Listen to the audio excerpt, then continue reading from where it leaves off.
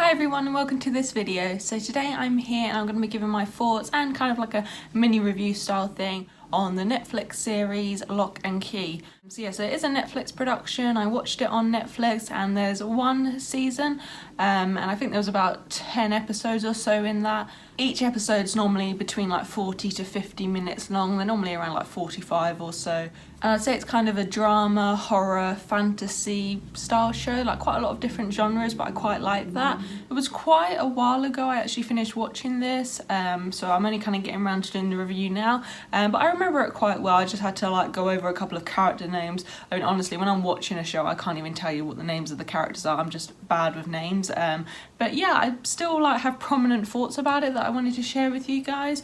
So yes, obviously to tell you a little bit what it's about these three siblings and their mother. So you've got the mother, who is Nina, and then with the siblings you've got the younger brother. I think he's probably around 8-ish, I would say, quite young, and his name's Bodhi. And then you've got two kind of teenage siblings, and Kinsey and Tyler. So all four of them move into an ancestral home after their father's death, and the father was actually murdered, so they end up moving back into like this like kind of old family home. It's like this really big mansion. I think it's possibly where the father grew up, but I might be wrong on that. And while they're living there, they realise there's like mysterious kind of fantasy keys around the house. So they're actual physical keys, and the keys can be used in different ways, and that was definitely one of my favourite parts about the whole show. So they had lots of different types of key. I think there was like a head key, there was like a fire key, a anywhere key, and they all did different things. So one of them you could actually unlock inside someone's head almost. One of them created fire, and that was actually really fun, the sort of process of discovering the keys. I think it was mainly the younger boy, Bodhi, who was discovering the keys and then kind of finding out where they go or what they do, and that was really cool. So at the moment it's rated a 7.4 out of 10 on IMDb, and honestly I think IMDb ratings are always pretty accurate. I rated it an 8, so I'd say it was kind of a 7.5-ish. 8 feels almost a little bit too high, but 7 felt too low, so yeah, I would say about 7.4, 7.5 is about what it is. It is pretty good. So we'll start with what I did like about it. So I did really like the setting. So you've got this, really nice kind of big mansion style house, and that was quite fun.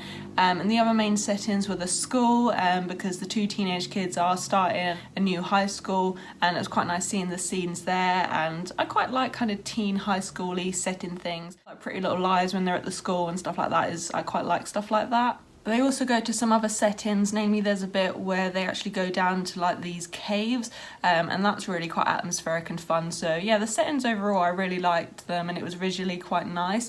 And also there were some much more creative settings. Sometimes when they were using these keys they were able to enter into like new places, and some of that was just really visually nice and really interesting. I did like that it kind of fit into the horror genre, but it wasn't like fully like super jump scary. It wasn't particularly scary at all. It was more kind of creepy, but there was definitely a lot of dark themes which I enjoyed, and it was just really original. I hadn't seen many kind of horror fantasy type things like it, which I really liked.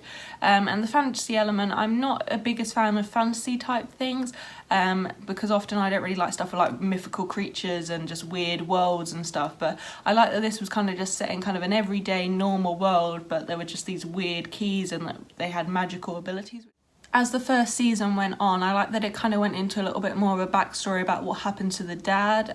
So obviously we kind of learn how he was murdered, what happened. We learn a little bit about his past as well, which is quite interesting. I like that because it just made everything feel a bit more developed and just a little bit more clever and more like justified why everything was happening. And then right at the end of the series, obviously I'm not going to give away any spoilers or anything, but there were a couple of like twists, I suppose you would call them.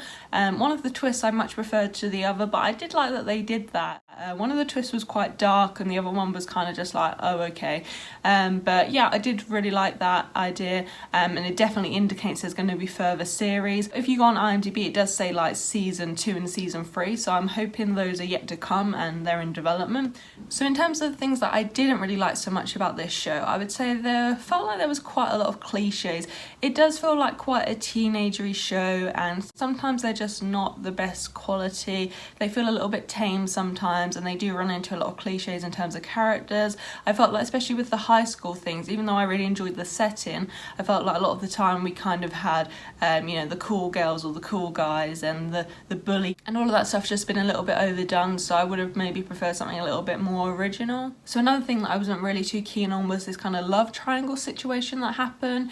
So as I mentioned, the two kind of main siblings, the two main characters, are like teenagers, and it kind of makes sense that, you know, they're in school and they're going to have like little love affairs and stuff like that. But there was a situation where there's a couple of people, and I kind of just preferred that they were just going to be friends, but it ended up kind of becoming more romantic, and I don't know, I just kind of find that a bit boring as well. I think it would have been so much nicer if they had just stayed friends, because the love triangle thing didn't really add much to the plot to me, and it was just kind of a little bit boring and unnecessary.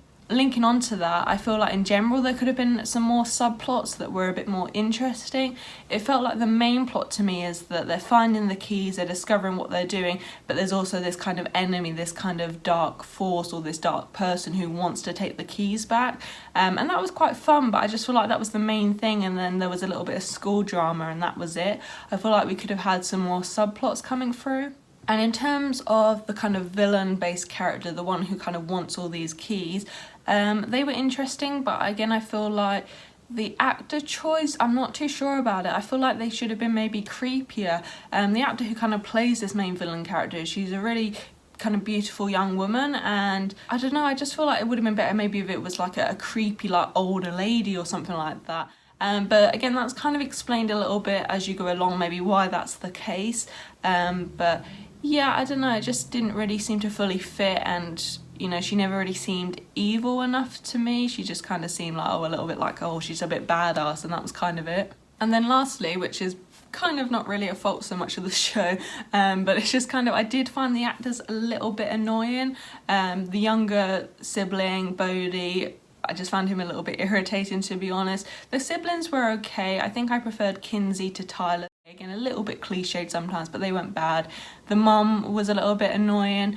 I feel like, honestly, it could have had a better cast, just more suitable to the characters and stuff like that.